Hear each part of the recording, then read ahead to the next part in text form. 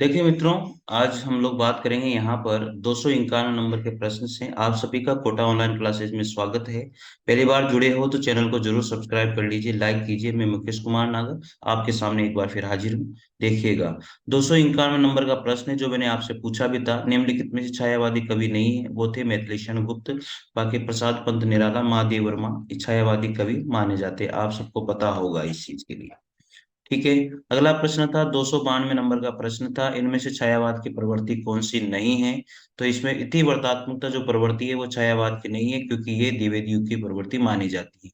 बाकी सारी की सारी प्रवृत्तियां जो है छायावाद की युग की है। पढ़ लीजिए यहाँ पर छायावाद युग की प्रवृत्तियां कौन कौन सी है। व्यक्ति व्यक्ति स्वातंत्र्य का स्वर बिल्कुल रहा, रूढ़ियों से मुक्ति का प्रयास किया गया, प्राकृतिक स्पंदन इसमें रहा है, गीतात्मक मधुर वेदना रही, नारी विषयक धारणा, युगीन सत्य और तीर्थार्थ अभिव्यक्ति, राष्ट्रीय एवं सांस्कृतिक चेतना, स्वच्छंद कल्पना का नवोन्मेष इसमें पाया जाता है साथियों। अगला प्रश्न था 293 नंबर का प्रश्न, राम की शक्ति पूजा का प्रकाशन वर्ष क्या रहा था। तो राम की शक्ति पूजा जो है निराला जी की रचना है, इसका प्रकाशन वर्ष रहा था 1936। याद हो जाएगी। चलिए, और इसका जो आधार माना गया था वो बांग्ला रामायण को माना गया था। कृत्तिवास का जो बांग्ला रामायण था उसको इसका इसका आधार माना गया था साथियों। ठीक है। 15 दिनों की कठोर साधना में 1840 छंदों में प्रस्तुत लंबी कविता है ये। इसे समासोक्ति शैली में महाकाव्य के रूप में निराला ने लिखा है साथियों। इसे एक लंबी कविता भी कहा जाता है। आलोचकों ने इसे बिच्छू छुड़ाने का मंत्र कहा है। नामवर सिंह ने निराला को छंदों का गुरु कहा है। और रामविलास शर्मा के अनुसार निराला को जो है, निराला रूढ़ियों के प्रति विद्रोह और परिवर्तन के कवि रामविलास शर्मा ने माना है। निराला रूढ़ियों के प्रति विद्रोह है और परिवर्तन के कवि है, ऐसा रामविलास शर्मा इनके बारे में कहते हैं। और नामवर सिंह जो है वो निराला को छंदों का गुरु मानते हैं साथियों।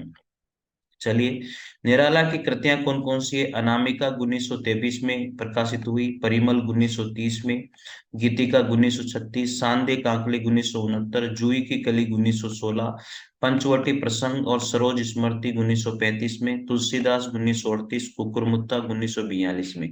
पूरी की पूरी रचनाएं ये जितनी भी हैं ये सब की सब निराला जी की रही है साथियों। 294 नंबर का प्रश्न है, लोकायतन किस विधा की कृति है। जो लोकायतन है वो प्रबंध काव्य माना जाता है। कौन सा काव्य। लोकायतन प्रबंध काव्य माना जाता है मित्रों। ठीक है। लोकायतन एक प्रबंध काव्य है। लोकायतन छायावादी कवि सुमित्रा नंदन पंत के द्वारा लिखा गया है। लोकायतन में जो है पंत जी ने भारतीय जीवन, लोकायतन में क्या है, भारतीय जीवन की स्वतंत्रता के पहले और बाद की कथा को काव्य रूप दिया है साथियों। भारतीय जीवन की जो रहा है वो स्वतंत्रता के पहले वाला और बाद वाला काव्य रूप जो है इन्होंने निराला जी सॉरी सुमित्रा नंदन पंत के द्वारा लोकायतन में दिया गया है। और एक प्रबंध काव्य है लोकायतन, किसका, सुमित्रा नंदन पंत का। ठीक है। और जो सुमित्रा नंदन पंत है उनकी जो पहली रचना है वो कौन सी है, गिरजे का घंटा। कौन सी है साथियों, गिरजे का घंटा 1916 में इन्होंने ये प्रकाशित की थी।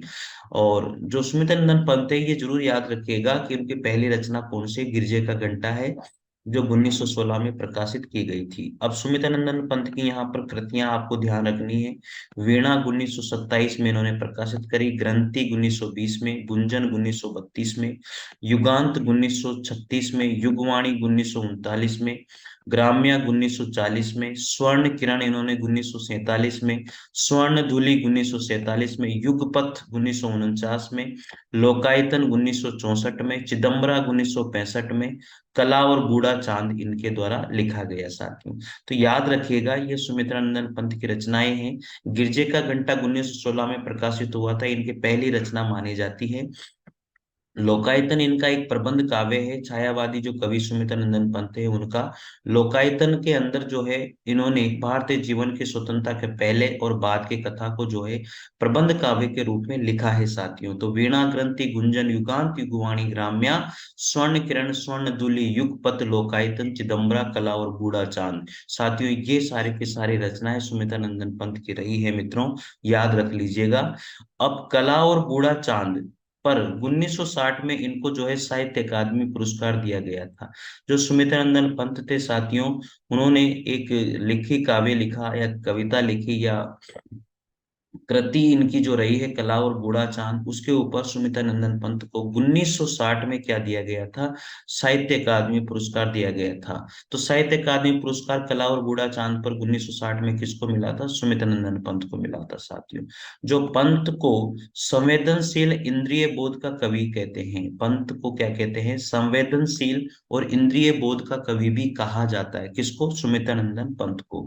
साथियों अगला क्वेश्चन आता है 295 नंबर का, तुलसीदास के रचनाकार कौन है। देखो सबको पता है, जो तुलसीदास जो रचना है वो सूर्यकांत त्रिपाठी पाटी निराला की रचना रही है। तुलसीदास किसकी रचना है, सूर्यकांत त्रिपाठी निराला की रचना है साथियों, और ये आ जाती है बहुत सी बार पेपर के अंदर। तो तुलसीदास के रचनाकार कौन है, सूर्यकांत त्रिपाठी निराला है। उनकी 1938 ईस्वी में रचित प्रमुख काव्य कृति है। निराला का जन्म बंगाल महिसादल रियासत में फरवरी 1899 ईस्वी में तथा निधन अक्टूबर 1961 में दारागंज प्रयागराज उत्तर प्रदेश में हुआ था। लेकिन आप इतना कुछ याद रखने की जरूरत नहीं है, बस याद रख लीजिएगा तुलसीदास जो रचना है वो किसकी है, सूर्यकांत त्रिपाठी निराला की रचना रही है मित्रों, ठीक है। देखिएगा निराला की महत्वपूर्ण कृतियां यहाँ पर और भी मानी गई है, वो भी ध्यान रखिएगा। अनामिका 1923 में प्रकाशित हुई, परिमल 1930 में, गीतिका 1936 में, तुलसीदास 1938 में, कुकुरमुत्ता 1942 में। कुकुरमुत्ता भी किसकी है, ये भी निराला जी की ही रचना है। निराला का जो प्रथम काव्य संग्रह है आप सबको पता होना चाहिए, अनामिका है, 1923 में प्रकाशित हुआ था। निराला का प्रथम काव्य संग्रह अनामिका 1923 में प्रकाशित हुआ। निराला का अंतिम काव्य संग्रह जो है सांदे कांकली है, जो 1969 में प्रकाशित हुई थी। अंतिम काव्य संग्रह सांदे कांकली रहा है साथियों, ठीक है, याद हो जाएगा। चलिए 296 नंबर का प्रश्न है, निम्नलिखित में सुमेलित नहीं है कौन सा। कामायनी जयशंकर प्रसाद की, बिल्कुल राइट है। रामचरितमानस तुलसीदास, रामचरितमानस किसने लिखा, तुलसीदास ने, बिल्कुल राइट है। चिदम्बरा महादेवी वर्मा की, और चिता के फूल रामवृक्ष बेनीपुरी की। लेकिन चिदम्बरा जो है साथियों, ये महादेवी वर्मा की रचना नहीं है। चिदम्बरा जो है अभी अभी हम लोगों ने पढ़ा था, सुमित्रा नंदन पंत की रचना है साथियों, ठीक है। तो कामायनी जयशंकर प्रसाद की, रामचरितमानस तुलसीदास का है, चिदम्बरा महादेव वर्मा की नहीं है। चिदम्बरा किसकी है, सुमित्रा नंदन पंत का काव्य ग्रंथ है। और चिता के फूल जो है रामवृक्ष बेनीपुरी का है। तो सी ऑप्शन इसका राइट माना जाएगा मित्रों, ठीक है। और चिदम्बरा महादेव वर्मा की नहीं, चिदम्बरा सुमित्रा नंदन पंत का काव्य ग्रंथ है, जिसके लिए 1968 ईस्वी में जो है चिदम्बरा पर सुमित्रा नंदन पंत को ज्ञानपीठ पुरस्कार दिया गया था। शेष सभी विकल्प यहाँ पर सही है, ठीक है। 297 नंबर का प्रश्न है, महादेव वर्मा के यामा में कौन सी रचना संकलित नहीं है। बिल्कुल सही बात है। अब यामा के अंदर कौन सी रचना संकलित नहीं गई, निहार रश्मि निर्जा सांध्य गीत तो की गई है, लेकिन दीप शिखा यामा के अंदर संकलित नहीं है। यामा पर जो है महादेव वर्मा को आप सबको पता है ज्ञानपीठ पुरस्कार प्राप्त हुआ था, याद है ना, 1952 के अंतर्गत, ठीक है। तो महादेव वर्मा जो यामा इनका काव्य संग्रह है उसमें निहार रश्मि निर्जा सांदे गीत तो रहा है, लेकिन दीपशिखा इसके संकलित नहीं है मित्रों। और दीपशिखा से संकलित नहीं है, लेकिन मैं बता दूं यामा पर ज्ञानपीठ पुरस्कार प्राप्त हुआ था महादेव वर्मा को 1952 में, ठीक है भाई, याद रख लीजिएगा। तो निहार रश्मि निर्जा सांदे गीत इसका संकलन है। छायावादी युग के चार प्रमुख स्तंभों में महादेव वर्मा को भी माना जाता है। इनका जन्म मार्च 1907 में हुआ और निधन सितंबर 1987 में इनका हुआ था। तो निहार रश्मि निर्जा सांदे गीत दीपशिखा रहा सप्तपर्णा भी इनकी रचना है। 298 नंबर का प्रश्न है, सुभद्रा कुमारी चौहान, सुभद्रा कुमारी चौहान की काव्य रचना के संबंध में कौन सा कथन सही नहीं है। साथियों सुभद्रा कुमारी चौहान ने जो काव्य रचनाएं करी है उनमें क्या विशेषताएं रही है उसके ऊपर यह प्रश्न है, लेकिन इनमें से वो विशेषता जो नहीं रही वो बतानी है आप लोगों को। देखिएगा सुमित्रा कुमारी जो सुभद्रा कुमारी चौहान है, इन्होंने लिखी थी खूब लड़ी मर्दानी वाली, वो इन्होंने लिखी थी, ठीक है ना। तो सुभद्रा कुमारी चौहान, उनमें गंभीर से गंभीर विषय को भी सरल रूप में प्रस्तुत करने की अदम्य क्षमता थी, बिल्कुल राइट बात है। उनकी राष्ट्रीय कविता में समसामयिक देश प्रेम और भारतीय इतिहास एवं संस्कृति की गहरी छाप है, बिल्कुल राइट है। उनकी कविताओं की एकमात्र प्रवृत्ति है राष्ट्रीय भावना का चित्रण। एकमात्र प्रवृत्ति नहीं, बहुत सारी प्रवृत्तियां थी, तो ये गलत हो जाता है। उनकी कविता त्रिधारा और मुकुल शीर्षक से प्रकाशित है, बिल्कुल राइट है। तो सी ऑप्शन इसका राइट हो जाएगा। राष्ट्रीय भावना का चित्रण था, राष्ट्रीय भावना का चित्रण, ये इसमें नहीं है। सुभद्रा कुमारी चौहान की काव्य रचना के संबंध में उपयुक्त कथन सही नहीं रहा। सुभद्रा कुमारी जो है उसके काव्य की विशेषताएं यहाँ दी गई है, आप इनको भी जरूर पढ़ लीजिएगा। इनके देश प्रेम से संबंधित कविताओं में जो है वीर रस की निर्झरणी प्रवाहित होती है, वीर रस देखा जाता है। इनकी रचनाएं त्रिधारा और मुकुल शीर्षक से संग्रहित है। इनके तीसरा है, इनके पारिवारिक जीवन की कविताओं में सुर की तरह इन्होंने भी वात्सल्य रस का मार्मिक और हृदय स्पर्शी वर्णन किया है। इनकी कविताओं में सात्विक अनुभूति और पारिवारिक जीवन के माधुर्य भाव का अंकन इसमें मिलता है। साथियों, ये थोड़ा सा पीडीएफ यहाँ पर खराब आ गई है, तो आप वीडियो क्वालिटी बढ़ा लीजिए। वैसे तो मैं पढ़ के बता रहा हूँ, तो याद आप लोगों को हो जाएगा। माखनलाल चतुर्वेदी की कविताओं के संबंध में कौन सा कथन असंगत है?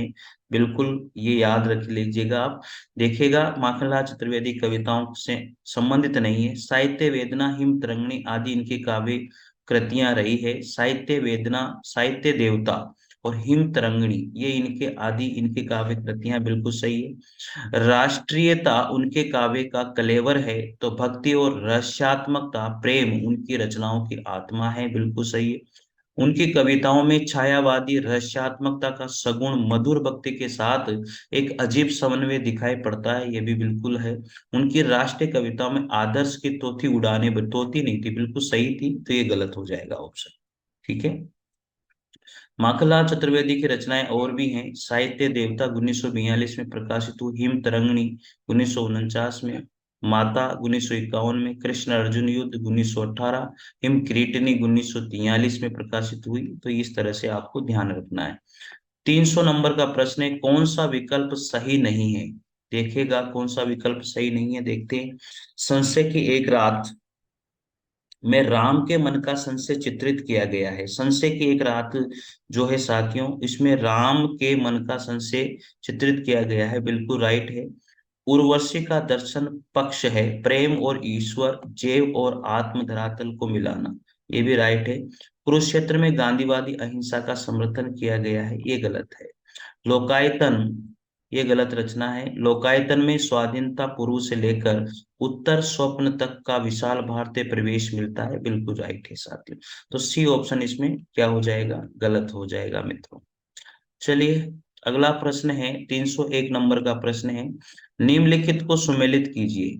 वियोगी होगा पहला कवि, वियोगी होगा पहला कवि, आहा से उपजा होगा गान, आहा से उपजा होगा गान, सी ऑप्शन राइट है। तो पहला जो मिलता है साथियों, वो फोर्थ नंबर से मिलता है। वियोगी होगा पहला कवि, आहा से उपजा होगा गान, ये किसकी पंक्ति है? पंत जी की पंक्ति है। पर प्रकृति के यौन का श्रृंगार करेंगी कभी न बामी फूल, प्रकृति के यौन का श्रृंगार कभी करेंगी कभी न बामी फूल, तो ये पंक्तियां जो है प्रसाद जी से मिलती है। कभी कुछ ऐसी तान सुनाओ जिसमें उथल पुथल मच जाए, कभी कुछ ऐसी तान सुनाओ जिसमें उथल पुथल मच जाए, बाल कृष्ण शर्मा नवीन की पंक्तियां हैं।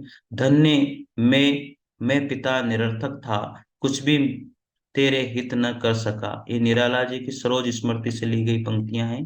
तो ये पहले नंबर पर आ जाएगी, तो सी ऑप्शन इसका राइट हो जाएगा मित्रों। ठीक है, ये इन सभी की रचनाएं हैं। पंत जी की रचनाएं यहाँ पर कौन कौन सी रही? पल्लव, ग्रंथि, गुंजन, लोकायतन, चिदम्बरा। जयशंकर प्रसाद की प्रमुख रचनाएं, प्रेम पथिक, करुणालय, झरना, आंसू, कामायनी। बालकृष्ण शर्मा नवीन की रचनाएं, कुमकुम, रश्मि रेखा, अपलक, उर्मिला और विस्पाई जन्म के। सूर्यकांत त्रिपाठी की निराला जी की रचना है, अनामिका, परिमल, तुलसीदास, बेला, सांदे, काकली, ये रही है साथियों। तो पढ़िएगा आप लोग, ठीक है। रचनाएं बहुत सारी है, आप लोगों को बार बार पढ़ना पड़ेगा तब याद होती है।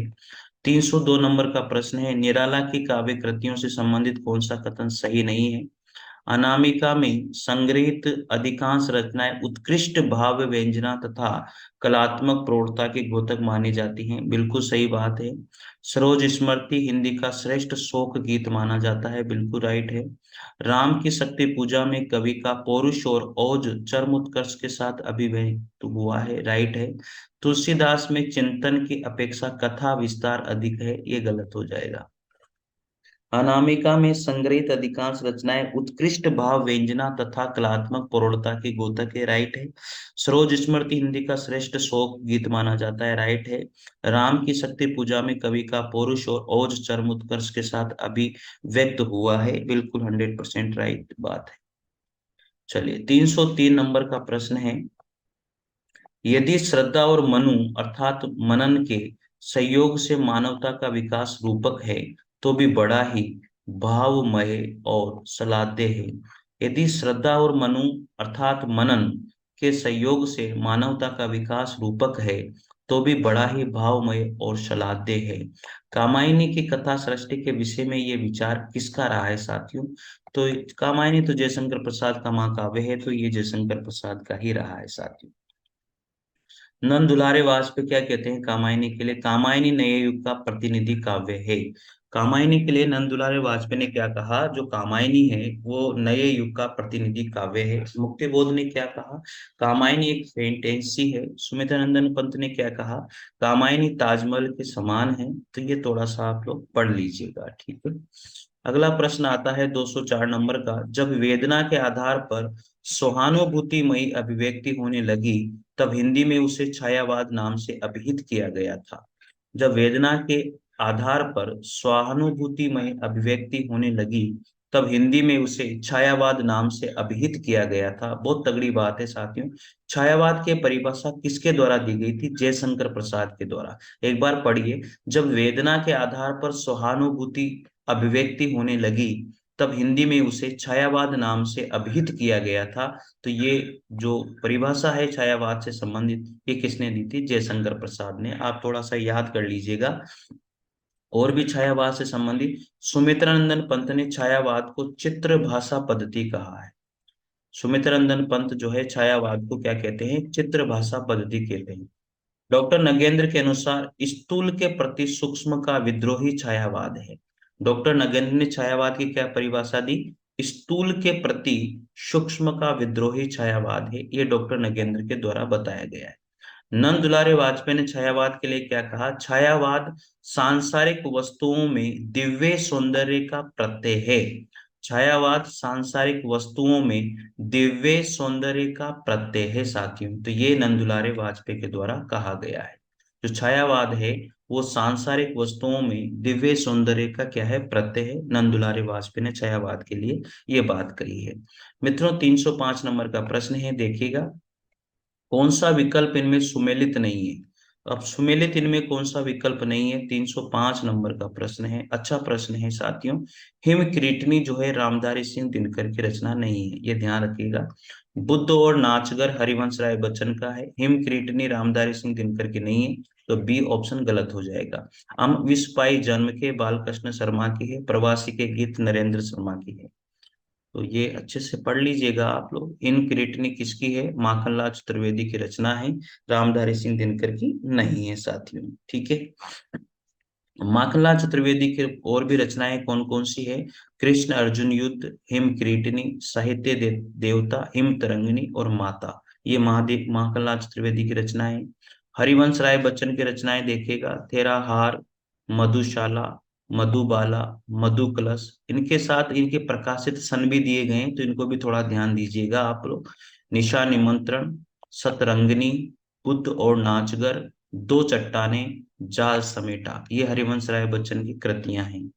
बालकृष्ण शर्मा नवीन की प्रमुख रचनाएं उर्मिला, कुमकुम, रश्मि रेखा, अपलक, वाशी, हम इस्पाई जन्म के। ये इनकी कृतियां रही बालकृष्ण शर्मा। नरेंद्र शर्मा की रचनाएं प्रवासी के गीत, मिट्टी और फूल, अग्नि शस्य, प्यासा निर्झर और मुट्ठी बंद रहस्य। ये किसकी रचना है? नरेंद्र शर्मा की। 306 नंबर का प्रश्न है, निम्नलिखित में दिनकर की रचनाएं कौन सी हैं? अब दिनकर की यानी कि राम नरेश त्रिपाठी निराला के साथ दिनकर रहे, सूर्यकांत त्रिपाठी निराला के साथ। उसी तरह से राम ये दिनकर जो रहे हैं, इनकी रचनाएं कौन, रामधारी सिंह दिनकर, याद है ना, दिनकर, रामधारी सिंह दिनकर, इनकी रचनाएं कौन कौन सी रही है वो आप लोगों को बतानी है। तो ठीक है, उर्वशी रामधारी सिंह दिनकर की रचना है, सामधेनी रामधारी सिंह दिनकर की रचना है, और रसवंती रामधारी सिंह दिनकर की रचना है। उर्वशी, सामधेनी, रसवंती, तीनों ही रामधारी सिंह दिनकर की रचना है। इसका मतलब डी ऑप्शन इसका राइट हो जाएगा। जय भारत जो है किसकी रचना है, मैथिली शरण गुप्त की रचना है। और रश्मि रेखा, ये रचना बालकृष्ण शर्मा नवीन की रचना है। तो जय भारत किसकी है, मैथिली शरण गुप्त की, रश्मि रेखा किसकी है, बालकृष्ण शर्मा नवीन की रचना है साथियों। 307 नंबर का प्रश्न है, महाराणा का महत्व, ये रचना किसकी है, महाराणा का महत्व जयशंकर प्रसाद की रचना है। पहले 12th क्लास में चलती थी ये। महाराणा का महत्व किसकी रचना है, जयशंकर प्रसाद की है, याद हो जाएगा। 1914 में ये प्रकाशित की गई थी साथियों। और भी इनकी अन्य कृतियां हैं जयशंकर प्रसाद की, प्रेम पथिक, वन मिलन, उर्वशी, कानन कुसुम, झरना, आंसू लहर, कामायनी। बालकृष्ण शर्मा नवीन की रचनाएं, कुमकुम, अपलक, वासी, विस्पाई, जन्म की। माखनलाल चतुर्वेदी की रचनाएं, हिम कृष्ण, हिम तरंगिणी, युग चरण, वेलु, वेणु लोग मुझे धरा, मरण ज्वार, ये इनकी रचनाएं रही है मित्रों। तो मित्रों इस तरह से आप लोगों को ध्यान रखना है। और ये अच्छे प्रश्न हैं। और आज हम लोगों ने जो है छायावाद को कंप्लीट कर लिया है। और आप लोग अच्छे से पूरा कंप्लीट छायावाद पढ़ लीजिएगा एक एक वीडियो के साथ। ये करीबन 4 वीडियो यहाँ पर हो चुके हैं। मैंने बहुत अच्छे प्रश्न आप लोगों को करवा दिए हैं। पहली बार जुड़ते हो तो जरूर सब्सक्राइब कीजिए चैनल को। और जितने भी वीडियो डले हुए हैं सबको एक एक करके आप लोग देखिएगा, आपको बहुत बेनिफिट मिलेगा डिटेल पढ़ने के बाद में। ठीक है साथियों, मिलते हैं अगले युग के साथ, अगली अगले नोट्स के साथ, अगले प्रश्नों के साथ। तब तक के लिए जय हिंद, जय भारत। थैंक यू, आप सभी को धन्यवाद।